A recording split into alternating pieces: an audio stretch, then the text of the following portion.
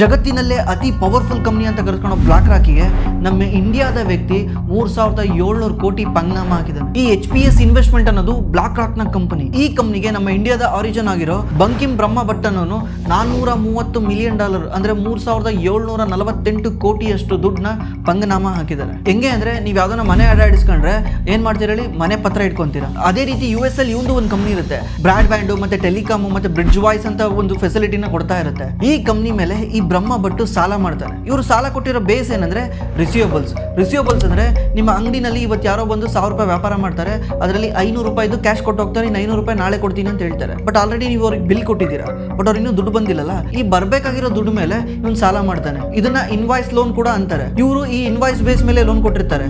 ಅಂದ್ರೆ ಇವನೇನಾದ್ರೂ ನಾಳೆ ದುಡ್ಡು ಕೊಡ್ಲಿಲ್ಲದ್ರೆ ಇವ್ನಿಗೆ ಯಾರ ಹತ್ರ ದುಡ್ಡು ಬರ್ಬೇಕಾಗಿದೆಯಲ್ಲ ಅವ್ರ ಹತ್ರ ಇಸ್ಕೊಬಹುದು ಅಂತ ಆ ಬೇಸ್ ಮೇಲೆ ಲೋನ್ ಕೊಟ್ಟಿರ್ತಾರೆ. ಬಟ್ ಇದೆಲ್ಲ ಸ್ಕ್ಯಾಮು ಕೇವಲ ಒಂದು ಇಮೇಲ್ ಐಡಿ ಇಂದ ಹೊರಗೆ ಬರುತ್ತೆ. ಈ HPS ನ ಒಬ್ಬ ಎಂಪ್ಲಾಯಿ ಭಟ್ರದ್ದು ಫೇಕ್ ಇಮೇಲ್ ಐಡಿ ಡೊಮೈನ್ ನ ಫೈಂಡ್ ಔಟ್ ಮಾಡ್ತಾನೆ. ಇದ್ರ ಬಗ್ಗೆ ಕ್ವಶನ್ ಕೇಳಿದ್ಕೆ ಭಟ್ರು ಸರಿಯಾಗಿ ಆನ್ಸರ್ ಮಾಡಲ್ಲ, ಕಾಲು ಕೂಡ ರಿಸೀವ್ ಮಾಡಲ್ಲ. ಆಮೇಲೆ ಇದನ್ನ ಇನ್ವೆಸ್ಟಿಗೇಷನ್ ಮಾಡಕ್ಕೆ ಅಮೆರಿಕದ CBIS ಅನ್ನೋ ಒಂದು ಅಕೌಂಟಿಂಗ್ ಫರ್ಮ್ಗೆ ಇದನ್ನ ಕೊಡ್ತಾರೆ. ಅವರೆಲ್ಲ ಇನ್ವೆಸ್ಟಿಗೇಷನ್ ಮಾಡಿದಾಗ ಗೊತ್ತಾಗುತ್ತೆ ಅದು ರಿಯಲ್ ಇನ್ವಾಯ್ಸ್ ಅಲ್ಲ, ಸುಮ್ಮನೆ ಫೇಕ್ ಆಗಿ ಕ್ರಿಯೇಟ್ ಮಾಡ್ಕೊಟ್ಟಿರೋ ಇನ್ವಾಯ್ಸ್ ಅಂತ. ಆಮೇಲೆ ಇವನ್ನ ಟ್ರೇಸ್ ಮಾಡಕ್ ಹೋದ್ರೆ ಮನೆ ಖಾಲಿ, ಆ ವ್ಯಕ್ತಿ ದೇಶದಲ್ಲೇ ಇಲ್ಲ. ಕೆಲವು ಇನ್ಫಾರ್ಮೇಶನ್ ಪ್ರಕಾರ ಈ ದುಡ್ಡು ಇಂಡಿಯಾಗೆ ಬಂದಿರಬಹುದು ಅಥವಾ ಎಲ್ಲೋ ಮರುಷಿಯಸ್ ಇರೋ ಅನ್ಅಥರೈಸ್ ಅಕೌಂಟಿಗೆ ಹೋಗಿರ್ಬೋದು ಅಂತ ಪ್ರಿಡಿಕ್ಟ್ ಮಾಡ್ತಾ ಇದ್ದಾರೆ. ಬಟ್ ಕಾಮಿಡಿ ಏನಂದ್ರೆ ಜಗತ್ನ ಕಂಟ್ರೋಲ್ ಮಾಡೋ ಕಂಪ್ನಿಗೆ ನಮ್ಮ ಇಂಡಿಯಾದ ಒಬ್ಬ ಟೋಪಿ ಹಾಕಿದ್ದಾನೆ.